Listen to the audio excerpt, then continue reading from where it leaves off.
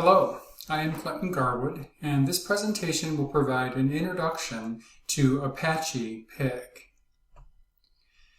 Apache Pig is an open source programming language that is designed to help streamline MapReduce data transformation workflows. Simply put, Pig consumes data into a shared namespace and allows a programmer to pipe data from one process to the next in an efficient and reliable fashion.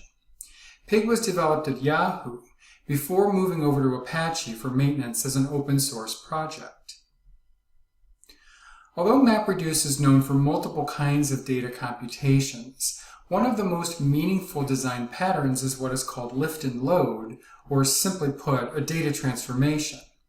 In the typical transformation process shown here, data starts at the beginning, is run through multiple mapping functions, then combiners, which organize distribution of the data, which is then sorted or reduced in a meaningful manner, and finally presented to the user as eventual output.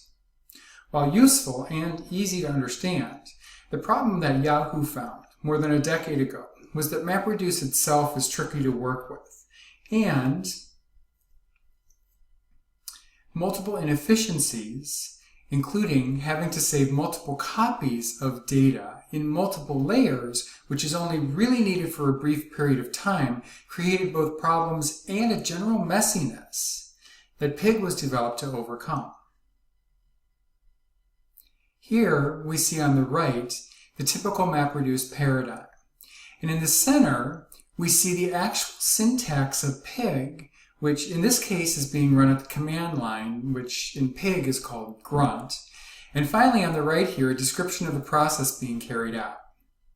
It should be apparent that this is a simple, streamlined tool, which is providing precise implementation of a large abstract concept in a readable fashion. We'll take a look at a few of the Pig features which we saw on the last slide and relate them to the MapReduce feature, starting here with load. Pig's load consumes data and creates a shared namespace where any value can live and have access to other function or components in the MapReduce pipeline. This is where a huge savings occurs in reducing read and write memory overhead that using Pig provides, as opposed to using raw MapReduce. Next, join, which is a familiar word in SQL and also in mathematical set theory, and Pig makes use of the term to combine multiple sets of data together, and for example supports things like right and left joins and even Cartesian collections and more. Although Pig does not have an if-else, and else statement, loops in Pig are supported with the for each statement. Here we see the ability for Pig to transform data, which can be scalar data types like numbers, integers, strings, bytes, as well as complex data types, which in Pig are known as bags, maps, and tuples.